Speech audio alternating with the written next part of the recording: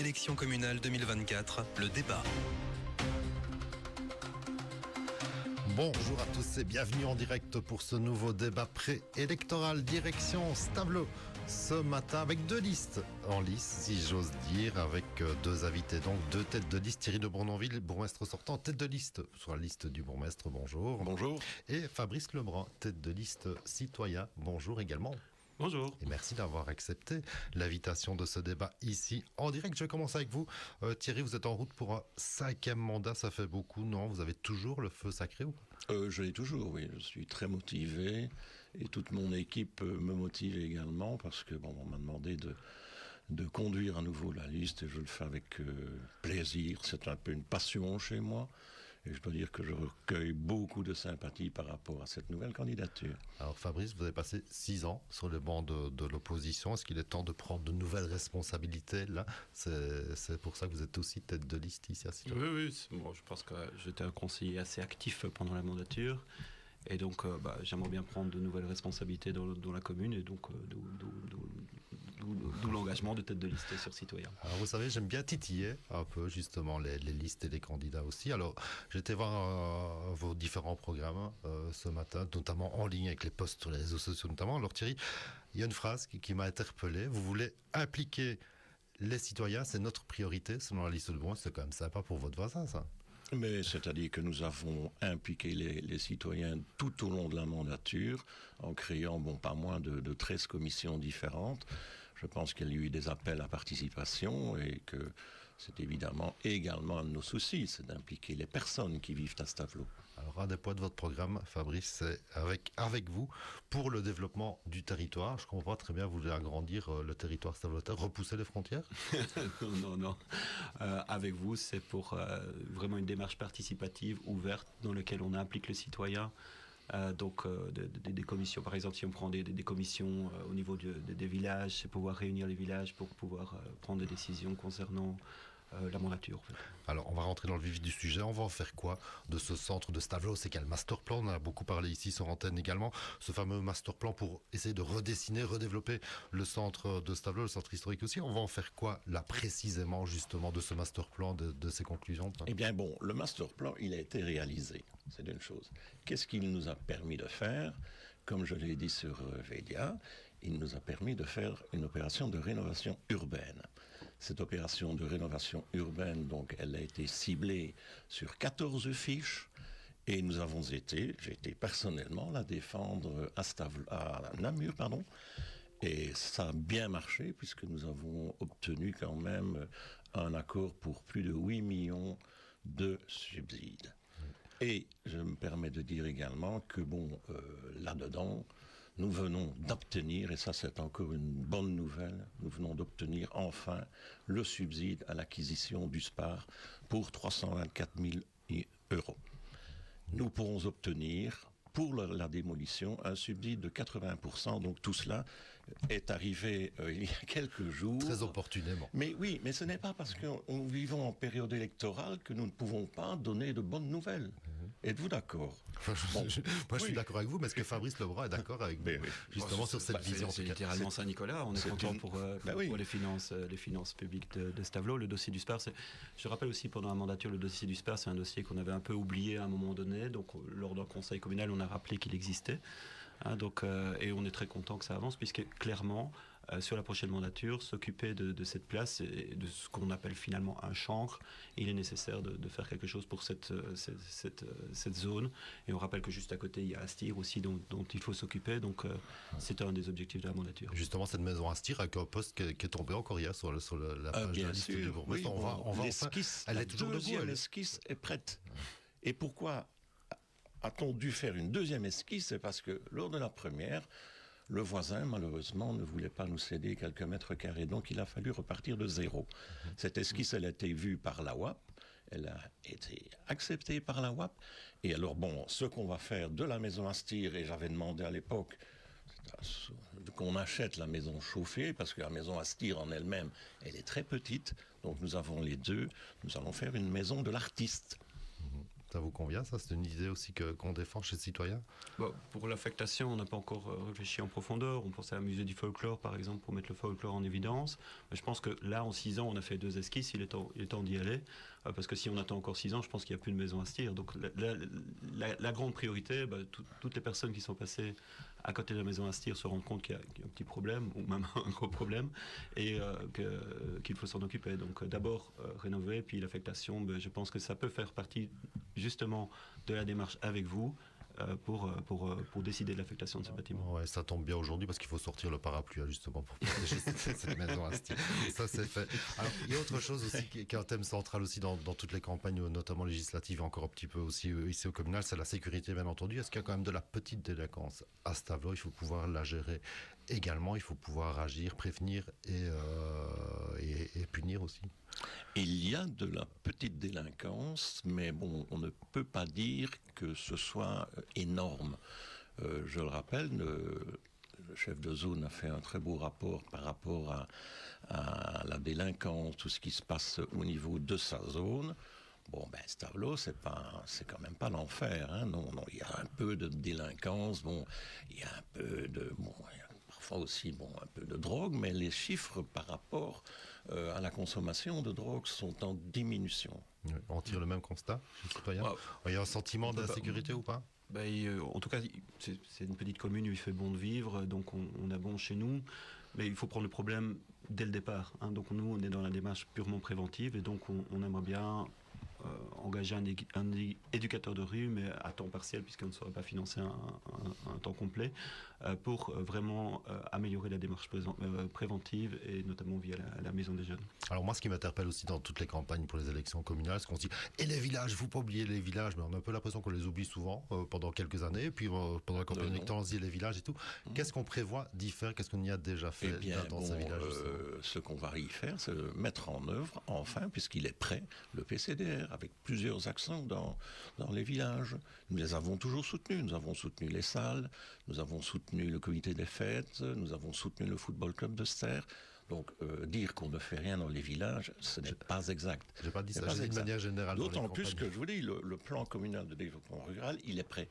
Monsieur Lebrun y a participé avec mon excellente échevine Nathalie Renmeister, Philippe Crasson et Raymond Coquelman. Donc, c'est prêt. On a déjà commencé à aménager le rond-point du Trouénet, qui méritait quand même mieux. C'est parti.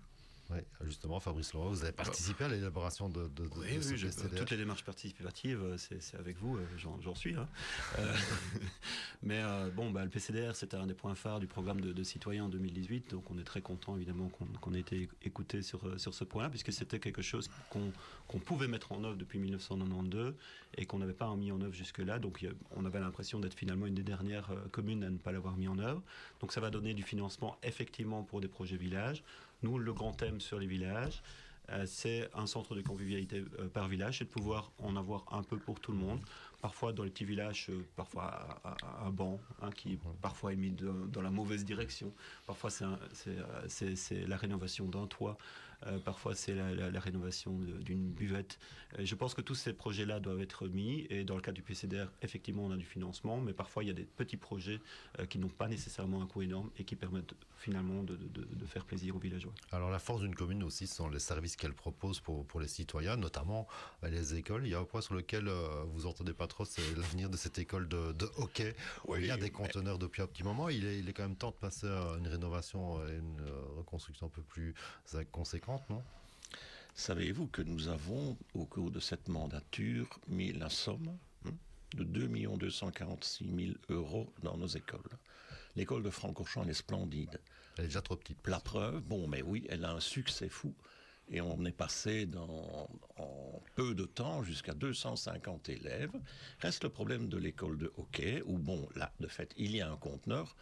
Mais comme je le dis, je le répète, je le martèle, il ne s'agit pas d'un conteneur de chantier. C'est un conteneur dans lequel les enfants n'ont pas mauvais, d'après ce que je sais. D'ailleurs, c'est confirmé par la directrice des écoles. C'est pas. On va redéposer ici pour la 3e fois le dossier de l'école de hockey. C'est quand même un dossier de 700 000 €. Nous espérons pouvoir avoir un financement cette fois-ci. Sinon, il faudra repasser dans le financement habituel, bon, ça, c'est un peu plus lent celui-là. Ouais, Fabrice Lebroy, vous êtes un peu lassé de ce dossier de l'école d'hockey? Oui, c'est un dossier qu'on connaît depuis 2014, donc ça a été dit clairement au conseil communal par les chemins de l'enseignement. Donc on a commencé à prendre les choses au sérieux vers 2021. On a commencé à demander des financements à ce moment-là. Évidemment, c'est des dossiers lents. Je pense que si on avait pris le problème à la gorge en 2014, ce serait déjà plus un débat ici aujourd'hui. Clairement, concernant le conteneur, je n'ai pas du tout le même son de cloche que mon voisin. Il y a certains parents qui ne sont pas très contents que leur enfant aille dans un conteneur, puisque ça fait quand même, si je ne m'abuse, 2 ans que c'est le cas. Et comme on a dit, parfois il neige à hockey et c'est pas agréable, quoi. Oui. Alors il y avait un point qu'on avait abordé quand on préparait les différents débats aussi avec vous, notamment Fabrice Lebroy. Il faut faire attention à la démographie, parce qu'il y a des villages qui se développent très fortement, notamment Neuville, parce ce qui apporte pas mal d'enfants à l'école de Francorchamps. Est-ce qu'on anticipe justement ces nouveaux villages, ces nouveaux hameaux qui se créent comme ça très spontanément? Moi, j'ai pas l'impression qu'il y a une anticipation phénoménale, mais bon, on n'est pas à la manœuvre non plus concernant les villages. Mais c'est clair que Neuville, il commence à avoir des besoins de centres de convivialité. Et là, l'impact de Neuville, c'est ce qu'il faut regarder, évidemment, c'est l'impact qu'on a sur Francorchamps et voir si, au niveau de l'évolution, on sait maintenir les enfants dans les bâtiments ou pas. Ouais, c'est une bonne chose, finalement, d'avoir de plus en plus d'habitants. Mais c'est très bien, c'est la preuve que la commune est très attractive. La commune, elle est magnifique. Dans son ensemble, dans son village, dans le centre-ville. Le circuit, c'est extraordinaire. Mais oui, je me permets de le dire. Plopsaco, justement, on est en pleine campagne électorale avec une belle annonce que tous les habitants de Stavelot, et pas seulement les Coïtais, auront accès pendant toute l'année, en tout cas pendant toute la saison d'ouverture de Plopsaco. Ceci dit, Plopsa fait ça dans toutes les communes où un parc est implanté. Je veux dire, je ne sais même pas. Toujours est-il que moi, quand j'étais en réunion avec eux, j'ai demandé que la gratuité soit accordée à tout habitant de Stavelot. Avant, c'était uniquement les Coïtais. Mais maintenant, voilà, ce sera pour tous les habitants de Stavelot. Et Plopsa est amené à se développer. Il y a un projet d'un hôtel de 60 chambres, ce qui est évidemment, économiquement parlant, pour la commune, très intéressant. Fabrice Lebroy, c'est une bonne chose, mais... Voilà. Oui, on est content pour les familles. Donc, c'était déjà quelque chose qu'on avait il y a 2 ans, puisque Plopsaco avait envoyé par erreur une invitation à tout le monde. On s'est un petit peu habitué à avoir cet accès à l'année, donc on est content vraiment pour toutes les familles. On était un peu surpris quand même par le timing de l'annonce, il faut quand même dire, c'est ce qu'on appelle une belle vieille annonce électorale. Mais voilà, on est vraiment content pour les familles et on remercie évidemment Plopsa pour le geste. Une annonce qui ne vient pas de la commune qui n'a pas dû négocier, c'est le guide Michelin qui a mis en valeur. Mais oui, mais là ça a été une belle surprise. Encore une surprise de plus. Par rapport à... Et là, on va dire que on est tous un peu étonnés. On est très contents, vraiment. Et donc aujourd'hui, encore une belle nouvelle concernant le SPA. Peut-être encore une demain. Après, il faudra s'arrêter parce que les élections, c'est dimanche. Le guide Michelin, la voisine de SPA aussi, elle a reçu justement cette distinction pour l'accueil touristique au sens large aussi. C'est une bonne chose. On ne va pas s'en plaindre non plus. Non, mais le SPA l'a reçu au mois d'août. Nous le recevons à 10 jours des élections. Donc on est toujours un peu surpris. Mais de nouveau, on est très content pour la commune. C'est une reconnaissance. Et donc là, à ce niveau, que des bonnes nouvelles. Donc je rappelle quand même peut-être à mon voisin de droite, beaucoup de citoyens attendent une entrée gratuite au Grand Prix le dimanche. Donc si on pouvait annoncer ça aujourd'hui, ce serait quand même pas mal. On négocie depuis des années. Il y a 1000 places qui sont disponibles vendredi. Il ne faut pas non plus tout comparer. L'essentiel pour les habitants de Stavelot, pour tout le monde, monsieur Lebrun, c'est que le Grand Prix se passe. Là, on est vraiment... Justement, c'est un peu l'avenir, entre guillemets, aussi de la commune et des finances aussi, ce Grand Prix de Formule 1. Les finances, là, aujourd'hui, elles sont bonnes ou pas? Elles sont excellentes. Grâce à quoi? Mais grâce à une bonne gestion. Une bonne gestion de l'échevin des finances que vous avez face à vous. Fabrice Lebroy, on n'a pas tout à fait le même son de cloche. C'est une question de priorité des finances aussi. C'est une question de priorité. Le problème des finances, si on retire les revenus de Grand Prix, c'est-à-dire 2 millions d'euros par an, et qu'on retire aussi les ventes de bois, puisqu'on a des ventes de bois qui fluctuent d'année en année. Ça dépend des scolites. Ça dépend des scolites. Mais la dernière vente de bois, si je ne m'abuse, doit être aux alentours 450 000, oui. Elle est prévue comme cela au budget. Donc ça fait 2 450 000. Donc le bois, ça va un peu rester, mais par par contre, si on perd le Grand Prix, on doit pouvoir gérer cette commune avec 2 millions d'euros en moins. Et c'est là que nous, on dit, oui, ok, si on n'a plus ces 2 millions-là, il faut aussi qu'on tienne le coup. D'où la nécessité d'une gestion en bon père de famille des finances. Justement, une gestion en bon père de famille, on l'a un peu oublié du côté du hall des sports qui fuit un peu de partout. Il y a eu les inondations, attendu qu'on peut... Non, je ne suis pas d'accord. Le hall des sports ne fuit pas de partout. Il a plu dans la salle. Il y a eu un petit problème qui doit être, normalement, on a consacré, la régie communale autonome a consacré 25 000 euros. Donc je suppose que les personnes qui ont fait le boulot l'ont fait correctement et qu'il ne va plus y avoir de temps en temps une petite flaque dans le hall. On ne devait pas prendre, je l'ai dit, oui, dans le hall, on ne devait pas prendre des bottes pour y aller. Non. Mais un hall qui va être rénové, qui va être agrandi, idéalement. Oui. Normalement, il doit être agrandi. Et c'était prévu, on nous avait dit, entrer cette fiche-là en schéma simplifié. Tout était prêt, M. Lefebvre l'a fait. Nous avons entré notre fiche, puis ils ont réfléchi à Namur. Non, finalement, vous devez entrer cela par rapport à Infrasport. Donc, c'est ce qu'on va faire dans les semaines qui viennent. Ouais, on disait aussi à Infrasport, ça va prendre plus de temps, peut-être plus de subsides, mais ça va prendre plus de temps. Et on ne fait pas ce qu'on veut non plus. On ne fait pas ce qu'on veut, mais voilà, il faut se plier aux règles qui existent pour financer ce type de projet. Concernant la pluie, aux dernières nouvelles, en tout cas, c'est encore le cas. Mais voilà, on va pas s'écharper non plus sur le fait qu'il pleut ou pas dans le hall. Et on espère évidemment que c'est une histoire terminée pour tous les sportifs de la commune. Et donc effectivement le sport là c'est une grosse priorité pour la mandature, pour citoyens, et on veut vraiment faire en sorte que les infrastructures soient de qualité, parce que si nous avons un problème et que nous devons fermer le sport, nous devrons venir à Malmedy faire du sport. C'est pas très loin, et maintenant que les travaux sont faits. Il y a une frontière. on a rouvert la route. On préférait quand même rester. Il y a un petit tunnel maintenant. Ça va. S'il y a un dossier sur lequel vous êtes tous les deux d'accord, aujourd'hui tout le monde est d'accord, c'est ce projet d'éolienne à Cronchamp, avec le promoteur qui est revenu avec un dossier vraiment surdimensionné au sens propre du terme, également 11 éoliennes de 230 mètres de haut cette fois, c'est nos projets, donc c'est non. C'est non. C'est non. Et c'est non. C'est 11 mini-éoliennes, c'est un paysage. Et aussi l'attitude du promoteur par rapport à la consultation n'est pas la bonne, tout simplement. Parce qu'il y a déjà eu des réunions d'information préalables il y a déjà longtemps. Aussi, on expliquait le projet qui était vraiment pas le même. Il est revenu comme un hussard, en ne nous prévenant pas, rien du tout, pas une discussion, rien, voilà. Ceci dit, c'est la région wallonne qui décidera. Oui, c'est le ministre qui va décider. Oui, mais enfin, je pense qu'avec ce qui est rentré, l'avis défavorable de la commune de Stavelot, le projet devra être certainement oublié. Alors je pense que ça fait presque une vingtaine d'années, moi, que je travaille ici dans la région. Ça doit faire plus ou moins une vingtaine d'années que j'entends parler de cette fameuse salle culturelle, à quelques années près. Tout à fait, oui, mais finalement moi aussi. Ce n'est plus... ce n'est plus non, monsieur Lebrun est relativement neuf, lui, dans la région. Mais 18 ans. Ce n'est plus un mirage. Elle arrive, cette salle. J'ai 40 ans de présence à Stavelot, 30 ans en politique. La salle culturelle, elle arrive, oui, elle arrive. Oui. Le dossier donc est déposé, il est examiné maintenant par la Fédération Wallonie-Bruxelles, par une dame, et je peux vous annoncer peut-être encore une bonne nouvelle, c'est que voilà, le subside qui était prévu à 1,3 million passerait 1 850 000.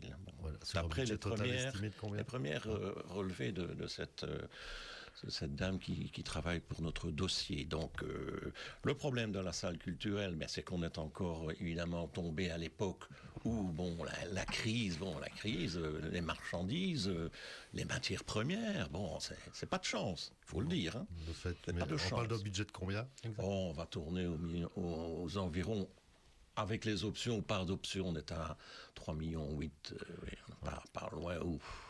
Fabrice, c'est beaucoup d'argent pour une salle qui finalement ne sera peut-être pas aux bonnes dimensions, en tout cas pour accueillir des grands événements. Oui, on était un peu surpris, nous, lors des différentes consultations qu'on a fait lors de l'élaboration du programme, entre l'adéquation entre ce qui est attendu de la part des Slavotins et l'affectation réelle. Nous, on est déjà content qu'au niveau du budget, c'est gentil. Franchement, on reviendra à la radio chez Impact parce que. On revenait demain. Donc, au niveau demain. Donc, nous sommes là dans un financement à 2 millions d'euros. On oublie un peu dans ces différents financements qu'il y aura certainement des suppléments concernant cette salle et on n'a jamais eu, malgré nos demandes répétées, une estimation des frais de fonctionnement. Mais voilà, c'est une enveloppe de 2 millions. Nous, c'est surtout ce qu'on veut valider, et ça par une consultation express, par des éléments qui durent, c'est que le projet convient vraiment au Stablota. Et pour l'instant, en expliquant le projet, il y a plusieurs personnes qui disent il y a tel élément qui ne convient pas, tel élément qui ne convient pas. Cette salle n'est pas une salle polyvalente, on ne saura pas organiser quelque chose pour le folklore populaire. Et donc là, on était un peu surpris de la réception du projet par rapport aux attentes. Et avant de mettre autant d'argent sur la table, on veut valider ça, mais c'est pas une consultation de long terme. On a fait une réunion pour présenter le projet. La salle était pleine. Les gens posaient 2-3 questions. Alors vous y étiez. On était dans quelle salle ? Une salle que nous avons dans l'espace Belgacom, qui était consacrée à une réunion. Bon, Monsieur Lebrun y était d'ailleurs. Il a posé 2-3 questions. Mais les gens sont sortis là vraiment heureux. Moi, je dis toujours oui à une salle. Oui, il la faut, mais une salle à dimension stablotaine. Nous sommes quand même une commune de 7000 habitants. Pas Verviers, Liège, donc vraiment dimension stablotaine. Et je pense qu'il y a pas mal de gens qui vont être très contents quand ils la verront finie. On arrive bientôt déjà à la fin de ce débat. J'ai encore une dernière grosse question à vous poser. S'il y a une des grosses priorités de votre programme pour les 6 prochaines années, ce serait laquelle pour vous, Fabrice Lebrun ? Il y en a beaucoup, mais allez, une des grosses. Le hall des sports, certainement. Et vous, Thierry de Bournonville ? Le hall de sport est évidemment une de nos priorités, mais on va quand même le dire que nous avons consacré 50%, 52% aux infrastructures et qu'il y a quand même pas mal de choses à faire au centre de Stavelot, notamment repaver la rue Neuve. Alors, qu'est-ce qui va faire la différence ce dimanche pour les Stavelotains simplement ? Qu'est-ce qui fait la différence pour choisir une liste ou l'autre, selon vous, Fabrice Lebrun ? Ça, c'est déjà une démarche démocratique. Je pense qu'on a offert avec Citoyens un choix politique, un souffle nouveau, un nouveau team, une alternance qui est possible et une équipe dynamique prête à prendre ses responsabilités. Et donc, la différence, la démarche avec vous, certainement. Et développer le sens de l'écoute. Et donc, et après, c'est les citoyens qui décident dans l'urne. Thierry de Bournonville, qu'est-ce qui fera la différence par rapport à l'autre liste ? Mais c'est parce que nous avons fait nos preuves. Stavelot a évolué considérablement, les villages également, donc je pense que nous aurons encore une grande confiance de la part de nos habitants. Voilà. J'ai comment à vous dire, bonne chance. Merci. à l'un et l'autre, et à chaque candidat de votre liste, évidemment, pour cette élection de ce dimanche 13 octobre à Stavelot. Également, je rappelle qu'on sera en direct dimanche à partir de 18h30 pour analyser les premiers résultats, les réactions, les interviews et autres. Et on recevra l'un ou l'autre, et sans doute peut-être aussi les deux pour avoir vos réactions ce dimanche soir après cette élection communale. Merci à vous et à demain pour la suite de ces débats préélectoraux. On ira du côté de Wem. Élection communale 2024, le débat.